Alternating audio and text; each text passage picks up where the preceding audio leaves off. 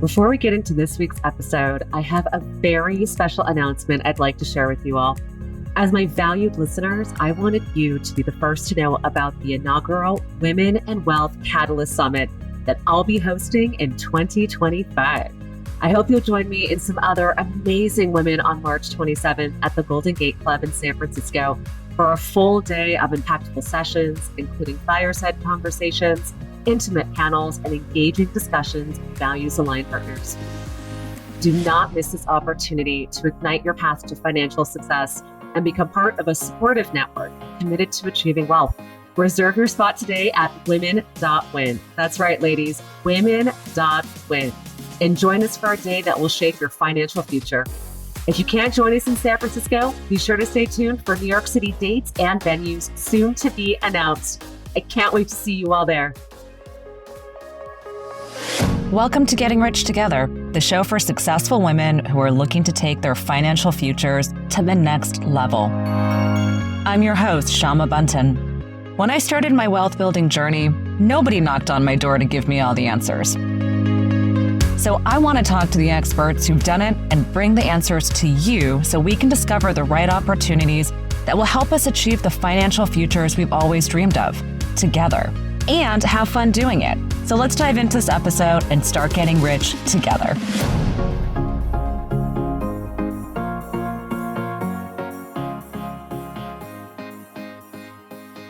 I am here today with the brilliant and generous of heart, Samantha Karlin. Samantha, you are known for helping leaders and women find their voice, to be able to express themselves, to be able to manage some of the most challenging aspects of being a leader and being someone who is known around the world, which I know a lot of the people you work with are prominent. They have voices, they have communications and messages that they want to get across, and they come to you to really help amplify and figure out how to best embody and do that. I am so excited to have you here today on Getting Rich Together to share the story of how you became so fabulous. So thank you so much for being here.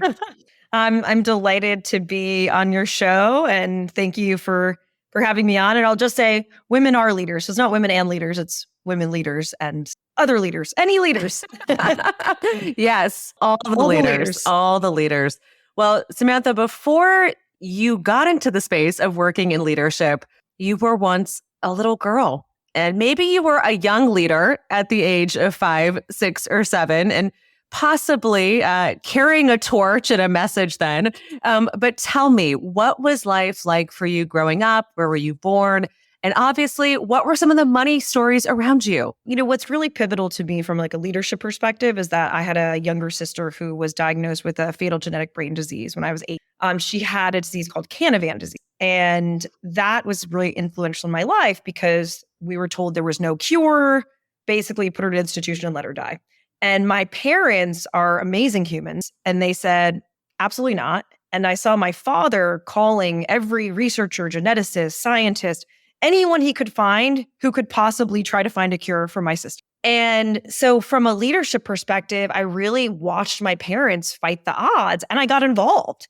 And so I was thinking from a money perspective, and it was asking people for money because we were hosting fundraisers and golf outings where I would sit on the 19th tee and be like, can you please buy raffle tickets to help save my sister? Or selling little tchotchkes at, a holiday market for $20, basically all to fund research around researching this genetic brain disease and hopefully bringing to fruition a treatment for my sister. So I always felt awkward selling like these raffle, but I loved my little sister and I wanted to save her life. And I knew that I was part of that solution at a very young age. So I would say that's where my money story started, and also where I was inspired by my parents kind of going up against unbeatable odds. My sister ended up being the first person in the world to be treated with gene therapy for brain disease in 1998. And now like 16 other kids have been treated, and it's really been a huge ripple effect. Wow. And how interesting at such a young age to be so fearless around a cause, right? To be able to sort of be like, this is something that's much bigger than me. And I feel like when we're little, there's this we don't really understand what is outside of us. Everything around us is so integrated into who we are. And It's wow, how interesting. And so as you were sort of going through this fundraising process and, watching your parents, my gosh, there must have been high highs and low lows, as you guys were looking at treatments and sort of all these options. How did that sort of start to shape you as a young person sort of growing up in this world?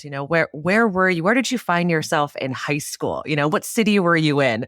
Were you sort of in this place of looking to rally the troops in high school and start going after causes and missions? Or how did you start to navigate your young life? Yeah. So, I'm from Connecticut, a small town called New Fairfield, Connecticut. And I was in leadership positions quite early. Rallying around this cause also, there's something called self-efficacy that is important for women and any young person to develop. The sense that if you do something, that it will be a result. And some of the research around children's books for girls, especially like when I was growing up, is a lot of the times things happen to girls, not as a result of their actions. So they didn't develop the self-efficacy that boys did. Boys, the stories about boys were always like the boy was the protagonist. He did something, there was a result. With girls, it was like Snow White's like, waiting for this dude to kiss her who she doesn't know, which is also creepy, so that she can live happily ever after. And so I think I learned self-efficacy from a very young age of like being able to do stuff and create things, and then go to New Zealand with my family when I was 8 and see my sister get treated and be on the news and be interviewed on the news when I was 8 years old and talk about having a handicapped sister and 60 Minutes and all this stuff. So yeah, in high school, I was the co-president of student council, which is also interesting because one of my feminist theories is about like co-design and co-leadership. And at the time, I knew that my girlfriend Bryn and I were both equally qualified to be presidents of student council. So instead of run against one another, we decided to run together. And first we were co-vice presidents, and the following year we were co-presidents. I also had a leadership role in something called START, Students and Teachers Advocating for Respect and Tolerance, where I wrote like role play scenarios, and we performed these role play scenarios about what to do in difficult situations. And then years later, I ended up doing training on diversity, equity, and inclusion. And I did a private, like a self-study course where I wrote these role play scenarios on difficult situations. What would you do? And now I do leadership training where I kind of do similar stuff. So, it's funny how our lives are informed by that. And that was also the lead in all the musicals. That was my creative outlet and expression that I had from a very young age. Were there any sort of weekend jobs or any sort of babysitting opportunities? Or were you really sort of heads down in your studies and sort of focused on these extracurriculars? Well, I worked for my dad's office sometimes. So my father's an internal medicine doctor. And I remember sorting through these huge stacks of files, like those before electronic medical records, and just, filing papers. I don't remember what I was making, $8 an hour. And I lifeguarded in the summers. And again, I was probably making like $8 an hour. I always nannied on and off and babysat because I was good with kids. And I was a Spanish tutor. Wow. I was very good at Spanish. I spoke it from a young age, and I loved tutoring. And again, now I like coach and teach. So again, like there's that through line. So those were my main, I would say, like jobs when I was in. And what do you remember doing with the money? Was it, I'm going to throw this in a savings account, I just know that savings is good? Or was it, I'm headed to the mall with my girlfriends and, we're going shopping, or somewhere in the middle? What did those first dollars sort of afford for you, and what did you do with them? I don't think I was savvy enough to have a concept of, I remember opening my first savings account at Union Savings Bank, but I also remember my mom was a co-signer on it. And in the days of Blockbuster, I had about 10 videos I forgot to return and unpaid parking tickets. And my parents decided to pay the parking tickets and pay the Blockbuster fines by taking all of the money out of my savings account. So I think that was the first gut punch where I'm like, I worked how many hours to save just so I could pay late fees and parking tickets? This is terrible. Like, I can't do this again. So it was a good lesson in responsibility, but there was also like the violation of, oh my gosh, like my parents are privy to my income, right? Like they can just take all my money out because I'm 15 and can't have my own bank account. So definitely no insight into savings back then. I don't think it didn't really hit me until later on. And so as you were starting to decide where you were going to go to university, and, that those first sort of, I like to think of them as like ways in which we really get to get our sea legs in the world, going to school and meeting other people for the first time who are, coming from so many different places. How did you decide where to go to university and what to study? So I didn't. I wanted to go to Yale, in retrospect, mainly because my sister went to Yale and I wanted to compete with her. And she was the valedictorian, so I had to be as good as her. And, I was only in the top 10. I really didn't. I applied to Yale, Harvard. I applied to basically a bunch of Ivy League schools, and I was waitlisted at Yale, Harvard, Dartmouth, and Columbia. And the only school I got into was Tufts University, which I knew nothing about. I just knew my advisor was like, this is a good school and it's kind of almost Ivy and it's in Massachusetts. So it's not that far from your parents. And it was the only school I got into. I didn't get off any of the wait lists. The irony is, and it's so interesting how where we are raised influences what we choose to do.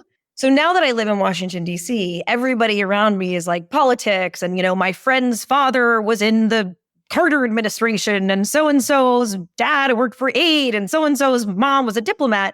I came from a small town in rural Connecticut. My dad was a doctor. My mom was a psychologist. There was only AP US history offered in school. There was no international relations. And when I got to Tufts, I didn't even know what international relations was. And it's a top school for international relations. But what I did know is I loved traveling.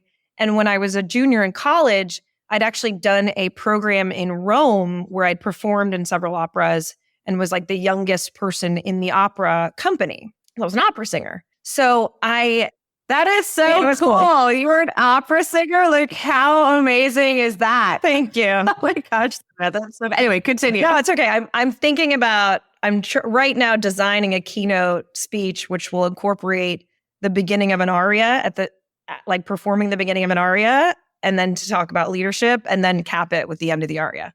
So, oh, beautiful. I cannot wait to be in the audience. That will be cool. That's my baby lately.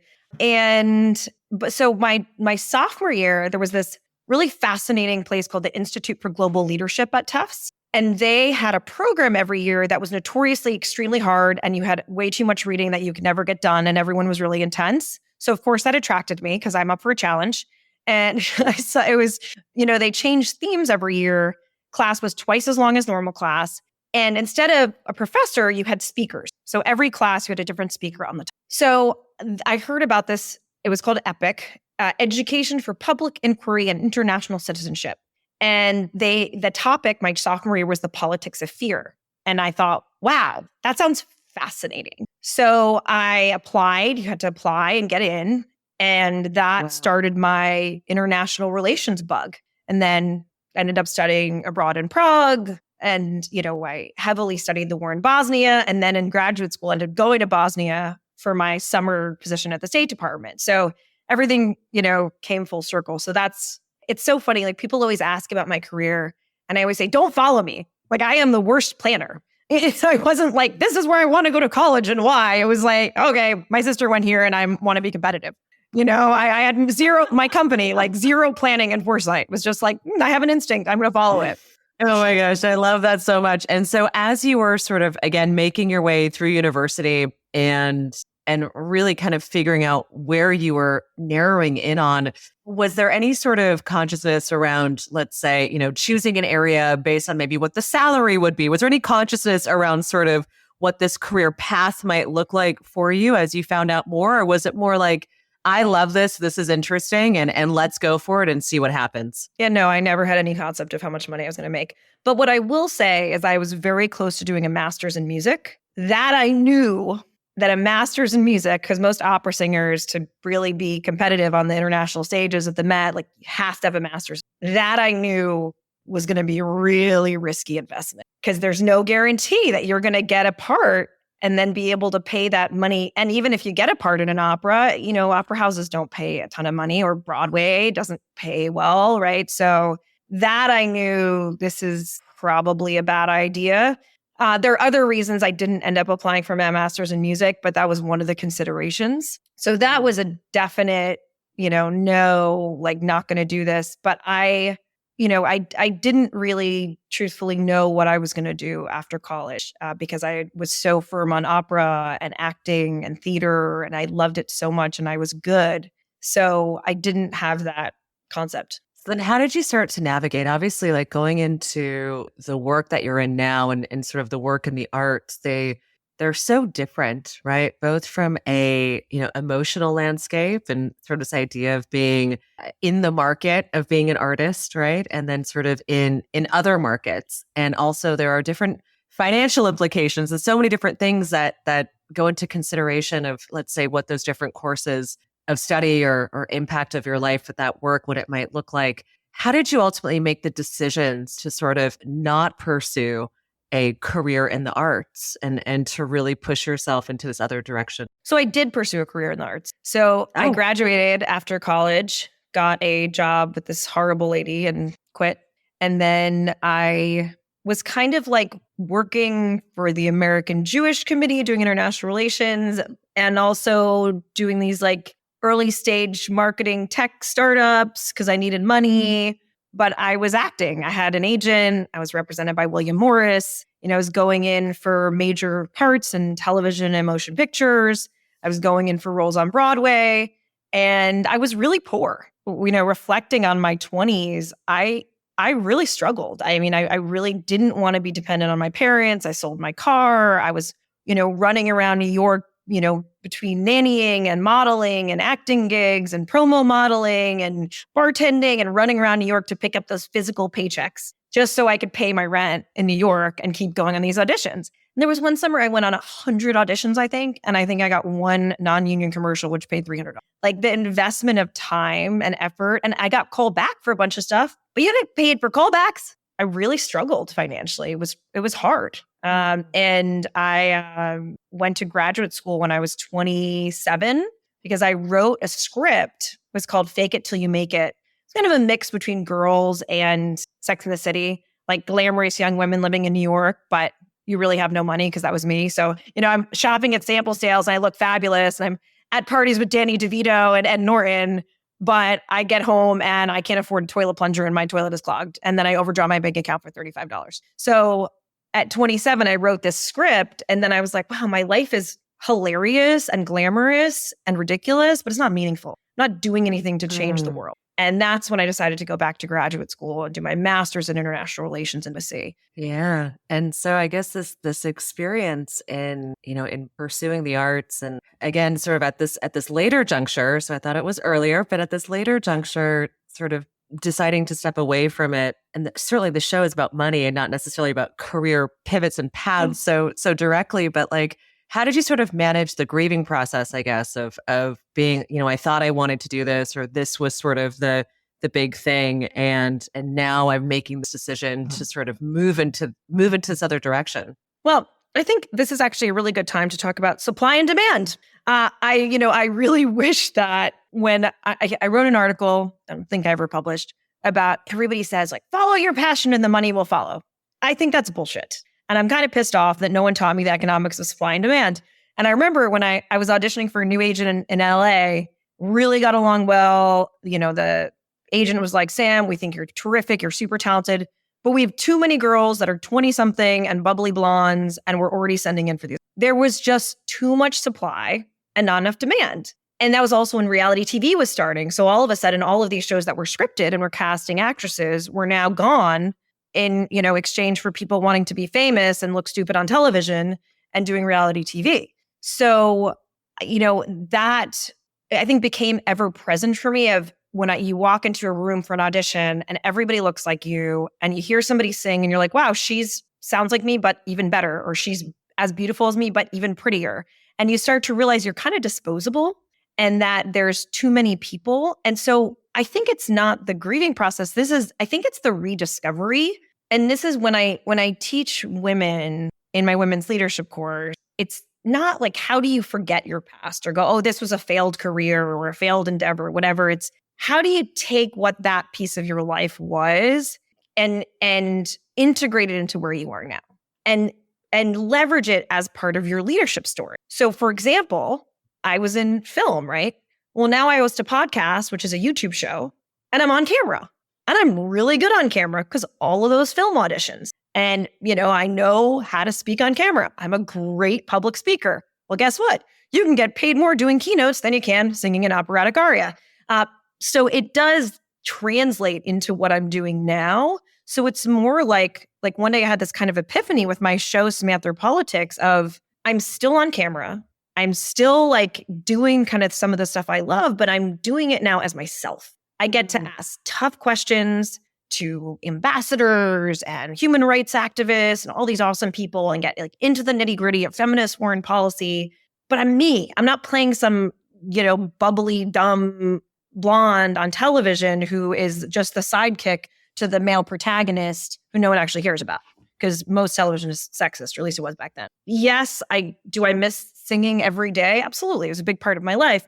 But that's why lately, because I'm always telling people like that your background is your unique competitive advantage, which is exactly where I came up with this idea for this keynote that's capped by an aria. Like, what do I have that other people don't have? Oh, I have like a crazy set of coloratura soprano pipes. How do I bring that into what I'm doing? How do I bring theater into, and I'm designing a leadership retreat for a corporate client right now, a week-long leadership retreat. How do I bring a lot of my elements that I learned in directing and acting to help create really deep, visceral, emotional, meaningful experiences for people that really shift how they connect to others, how they lead teams? Most leadership training sucks because it doesn't incorporate that emotional piece. It's all didactic. It's all top down. It's all like, I'm teaching at you. And facilitating is all about energy transfer. And it's all about, just like feeling the space and trying things that are untraditional and play and all this cool stuff. No one else is doing it. So that's why it's not like, I lost this part of my life. It's not part of me. I more so think, how do I actually weave all of these pieces that I already learned and these skills into what I'm doing now to make something that is different and awesome and cool and seriously changes people. Yeah, I love that. That's beautiful. And so coming out of then your graduate school work, help me understand sort of the path you took then to go from graduate school to really getting on your feet, and sort of finding your way. And obviously, the financial side of sort of balancing out what's important to you from a personal finance standpoint, and obviously eventually launching your own firm and, launching a business and being an entrepreneur is another, it's a big risk, it's a big thing in terms of investing time and energy, and certainly not some of the, let's say, safer roles that maybe one might have chosen to land on. So Samantha, tell me a little bit again about career path from when you decided to sort of shift your attention and focus into this industry, and then also kind of tracking that with, let's say, financial goals or ways of feeling stable and starting to create the life you have today.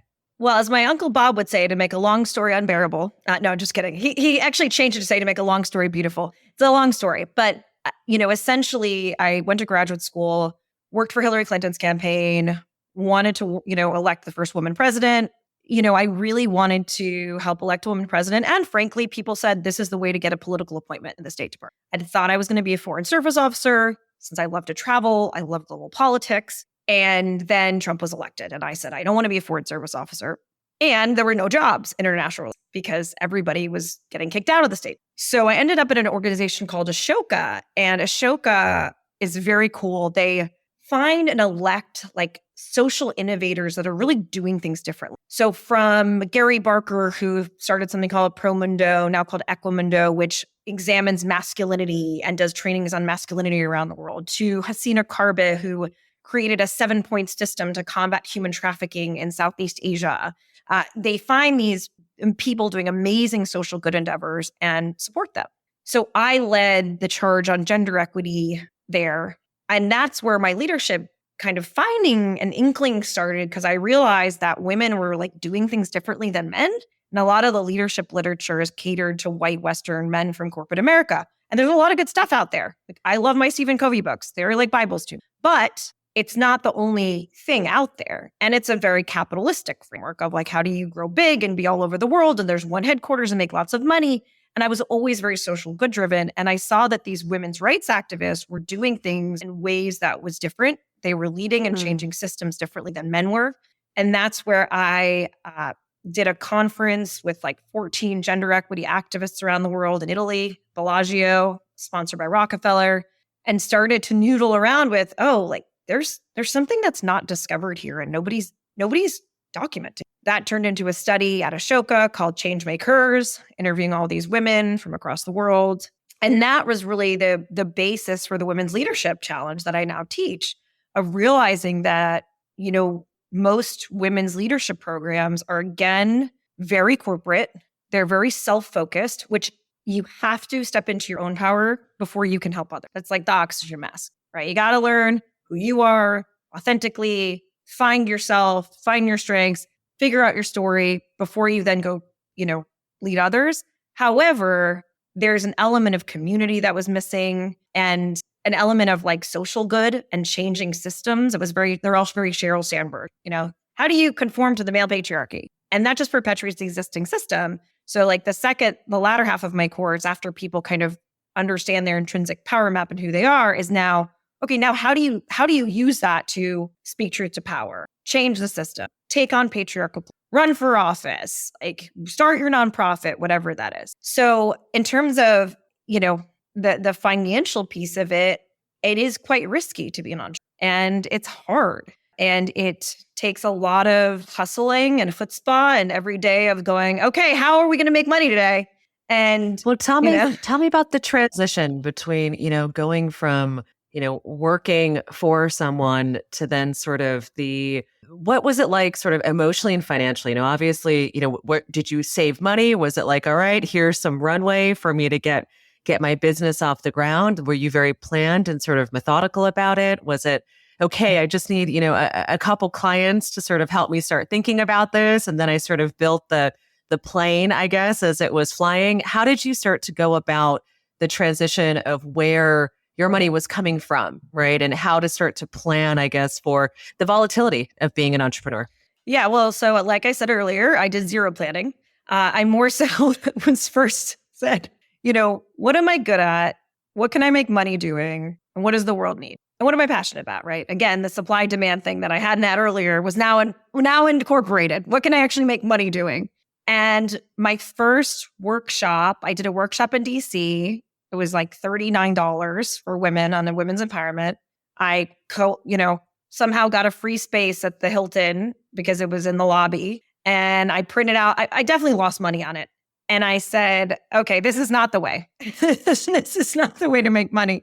But I also saw, because I was kind of contracting for a lot of different leadership development firms and this place called Equal Reality, which was doing virtual reality which I thought was transformative. But I also saw Equal Reality spend so much time and money trying to prepare itself to raise venture capital. And I saw the same thing happen at this other tech startup called Common Genius. They spent so much money like working on raising venture that I finally, and that's been kind of influential to me as an entrepreneur, because I saw how much time and effort they put into trying to raise venture capital and do, business plans and cap sheets and all this stuff. And I said, well, if I just put all that effort towards getting clients, I'm not giving away part of my business and also have to now be at the behest of mostly male VCs. I didn't even get it.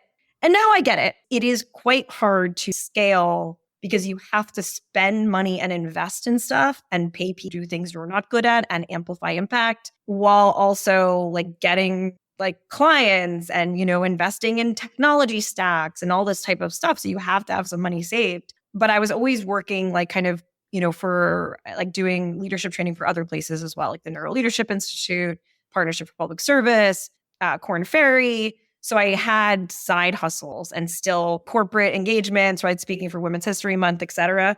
But a lot of it was figuring out the plane as I fly it. And the Women's Leadership Challenge was really my first product. And it was just an instinct. It was during COVID. And I said, no one's teaching women how to lead from like a social change perspective. And everyone's lonely. And, they have money they're not spending because they're not using it for conferences. So their professional development budgets they're not spending. Why don't they spend it with me? And I designed the first structure for the Women's Leadership Challenge then. And even further, and at the time, I remember thinking, it's so funny. My boyfriend broke up with me in 2019. I was like or 2020, March 10th, 2020. And, moved out right after COVID, right at the beginning of COVID. And I'd given my TED Talk that year. And I ended up even investing in a $15,000 program when I had no money and couldn't even pay my rent. And they said, 1-to-1, like, you're going to help get your first clients for your program. And they did. And they said, and if we don't, pay us back. Like, you can drop out. You don't have to pay the money. Like, we'll refund you the first month. And I think I just put it on a credit card and I said, what the hey? But there is a little bit of fire under your butt when you know you're going to make money. And, that month I had to do really intense sales coaching. I'm still uncomfortable with sales. I hate it. But I did a lot of intensive sales coaching. And, I remember the first woman who signed up for my leadership course when I had no proof. I had no testimonials, I had nothing. But I'd done like a free training on women's leadership for a tech startup. And this woman, Tori Grass, who her company has been a corporate sponsor now of the Women's Leadership Challenge, she signed up. And I remember being like, I don't even know how to take her credit card. I'm not even sure what to do. What do I do now? She's paying me. What do I do? And I was like, I have money. What do I do with it? And so that was so it's kind of like been like a supplemental income with doing leadership training for other places that farm me out, I joke. And then, the Women's Leadership Challenge, but it's hard. I mean, it's a constant balancing act between what you're paying out and how much you're investing to try to get new clients. And also recognizing that my business has a B2B side and a B2C side. And B2B sales cycles, I've now learned, are very long. And it can take a year to close a B2B client because there's so many decision makers. So that's, for a bigger chunk of money, right? Not for like a $5,000 talk. So that's something that has been a hard learning curve as well. And so as you're sort of, thinking today, what does money mean to you now? When you think about it and close your eyes, what are some of the first words that come to you as far as how it feels or what it tastes like? Well, I'm going to answer this in two ways. One is it's nice not to be poor. It's nice to be like, oh, I have savings. Every time I buy a toilet plunger, I'm not overdrawing my bank account and being charged $35. That sucked. I can afford to hire somebody to fill in the places where I'm weak, like details and the things I still screw up on, like, thinking that Friday was Saturday and screwing up the time zone between Brazil and America and what the time is, all the little, I'm not going to detail. And I can afford to do that. And I'm not going to be homeless. So it's just nice to have money, frankly. But the other piece of it, and I think, when you and I chatted initially, was I've realized too, vis-a-vis a couple women who've taken my leadership course. One is the CEO of Prometheus, which is like a gender lens investing fund. One wrote a book on sustainable investing, ESG investing for individuals as a result of my women's leadership course. But they both have basically, they are the ones who really instilled in me and taught me like, money is power. And because I'm teaching all the creative social change strategies, like all these activism strategies and putting couches in the street and letters and advocacy and lobbying on the Hill. And they're like, money has power and capital flows really influence power structure. And a feminist analysis is all about disrupting power structure. So it was really Kyle Lane and Ivka Collis that I credit with really showing me, we have to think about where we channel our money from investing in ESG funds, right, of our 401k that most people don't think about, to Ivka was pivotal in starting this fund that I think it's like the Global Women's Leadership Fund. Can't remember the name of it, but it's called PAX Women's Leadership Fund, which is like an investment where you could put your money into that fund, and it's investing based on gender equity standards. And so I started to realize money isn't just like a lot of people I think, okay, I'm going to save a bunch of money and then I'm going to go give it away and be a philanthropist, but I can't do anything good with it now. And actually, just even the act of investing and where you're putting your money, making sure it's not going to private prisons, making sure it's not going to tobacco, making sure it's not going to gun manufacturers, making sure it's not going into Lockheed Martin or weapons manufacturers, right? Like there are ways that you could actually influence even as a small investor. And yes, as one person, if you're not putting in tons and tons of money, it's not a huge impact. But if everybody's directing their funds, that's how ESG got popular, because all the big banks said, oh, a lot of people are interested in this. Shoot, we better start some ESG funds. People want this. And it was enough demand that all of a sudden ESG became a thing. So that's so cool. Is that something like, as you look at your own resources and sort of where the pie is, or sort of aspirationally where you want it to go, how do you sort of think about, I guess, an ideal matrix for yourself? Where would you like to see your resources sort of create impact? So what I really realized, and had a kind of epiphany on this the other day, I always wanted to do this business because I love it. I love leadership training. I'm a total nerd. I read every freaking book. I think I've had too many women come to me crying, and men because they have horrible bosses. They say people don't leave a company, they leave a boss. And I really realized the other day, I want to employ people. Like part of I want to be big enough, and I have a couple part-time people now, and I have coaches all over the globe that I can contract out to, executive coaches. I have facilitators all over the world.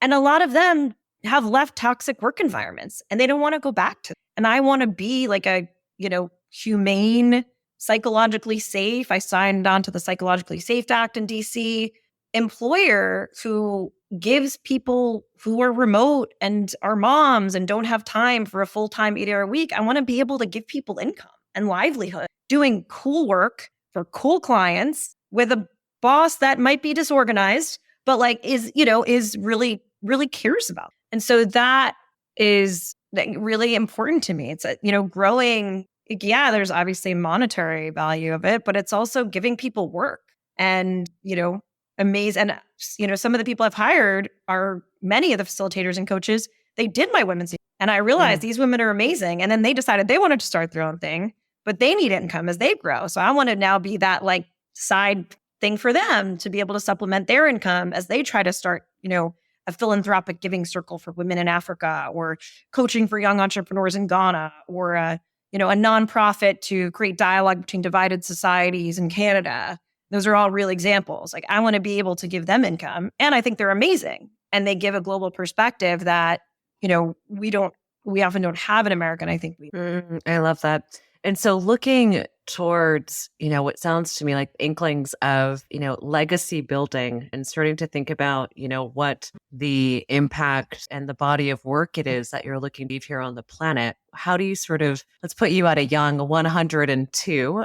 How do you envision looking backwards and the significant people or ideas that you would really love to see kind of have the Samantha stamp on?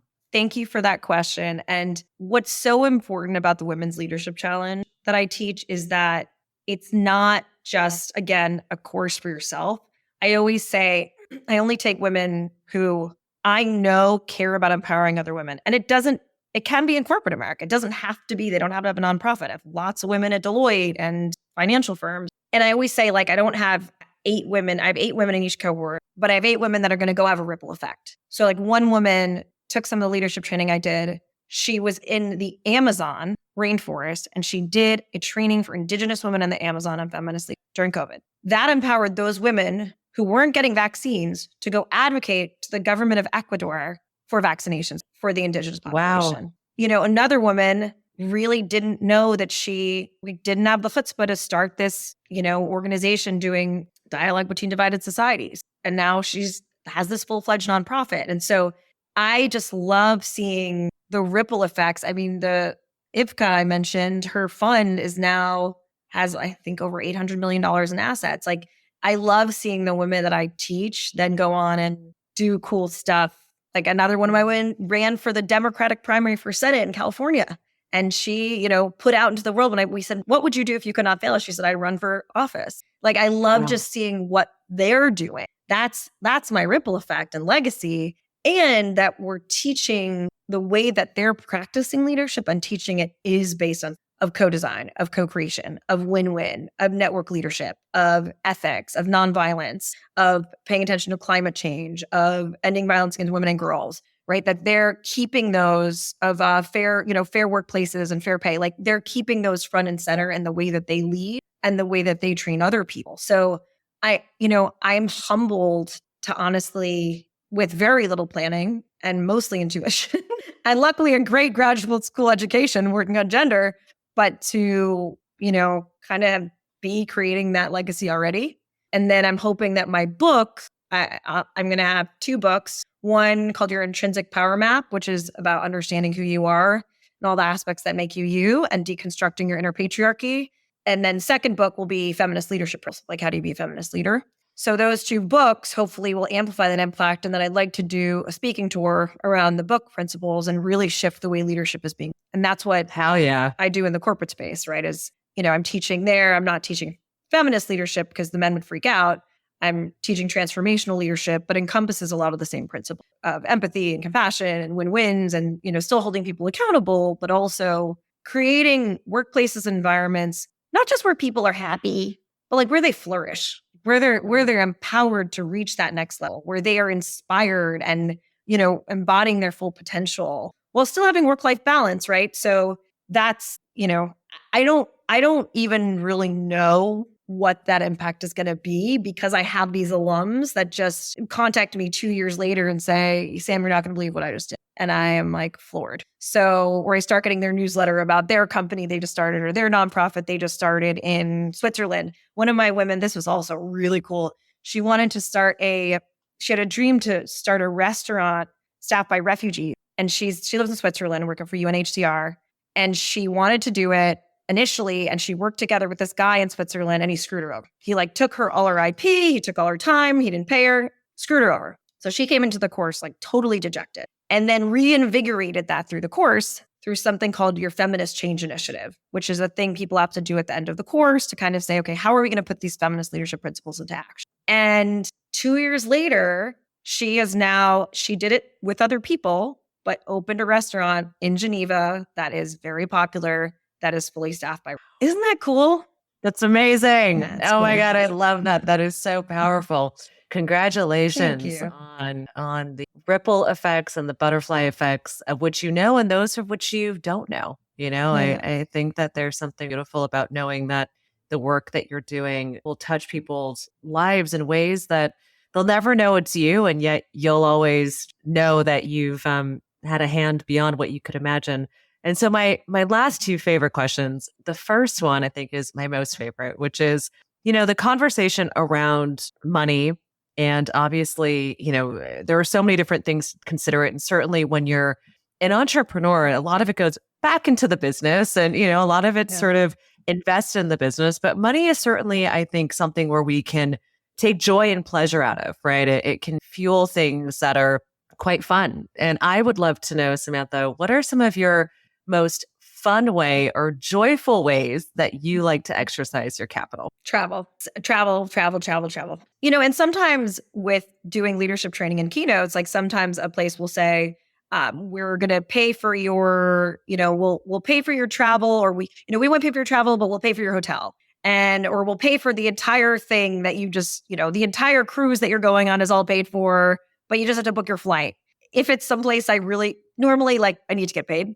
But if it's someplace I really want to go, then I'm like, okay, I'll do it, right?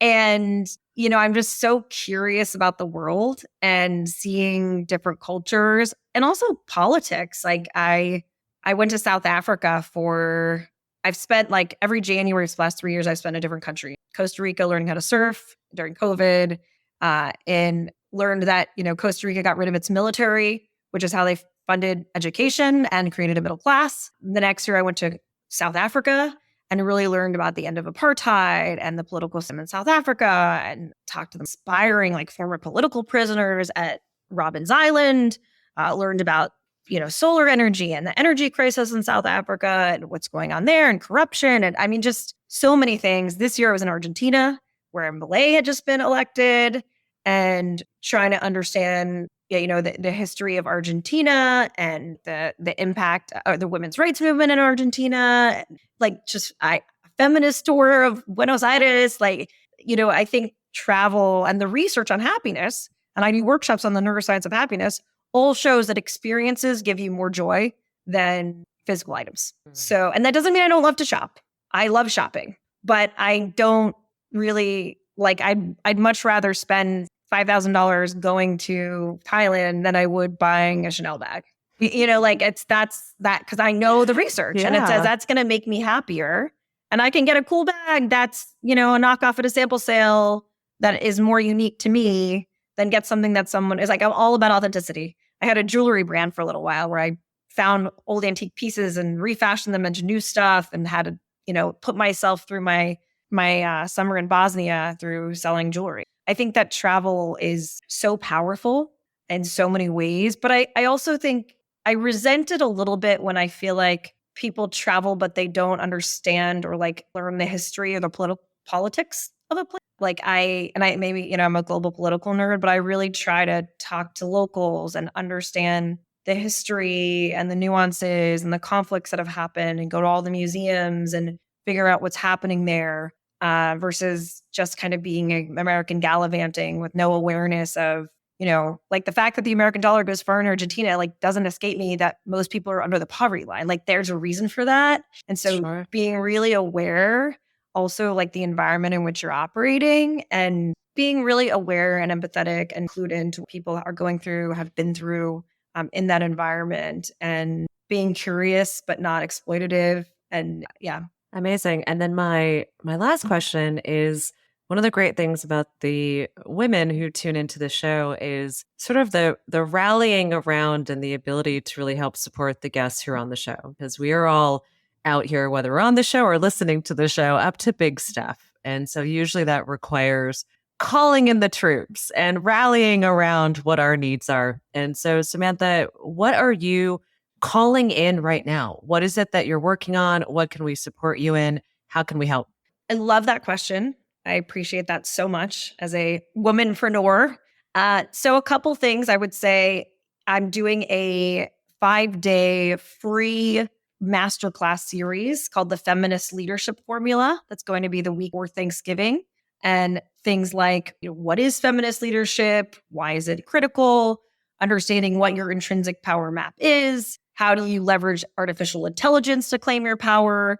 How do you master boundaries and say no and be a change maker in this patriarchal world? So if women are interested in that, they could sign up at womensleadershipchallenge.com/feminist-leadership-formula, or just follow me on LinkedIn because I'll be posting about it. And then I would also say, if there are women out there who work for companies that say, hey, I don't know what leadership training we have, or maybe we don't have it and we really should have leadership training, to please, Empower Global is a full service leadership development. We work with clients helping understand their leadership gaps and strengths, and designing customized leadership accelerator programs for all different levels and all over the world. So to also, please just reach out and get in touch with me if that's you. And also, if you're the head of your women's ERG, I do a lot of speaking for Women's History Month, and I'm already starting to book for that. So if that's, if you have a leading role in your women's ERG, please to reach out. So those are some ways. And then lastly, I would say too, really want to be able to give more scholarships to women who take the Women's Leadership Challenge, for women who can't afford it and who live especially in the global South and are change makers. So there's ways to donate, corporate sponsorships, all those types of things are really helpful so that I could span impact beyond kind of just people who have me. Amazing. Samantha, you're an incredible powerhouse and leader in your own right. Thank you for sharing your story today. And wow, how interesting your life is. And it sounds like will continue to be. So I'm excited to be in community with you and see all of the incredible ways in which you are changing this world. Thank you for being here. I'm delighted. And this was so fascinating. And I'm so grateful to you bringing so much attention to a topic that is so underinvested in and under talked about in community of women. So thank you so much for having me on. Thank you so much for tuning into this episode of Getting Rich Together. Please take a minute to subscribe. And if you like this episode, I'd love it if you could share it with a friend who is ready to elevate their financial future. Until next time, let's keep getting rich together.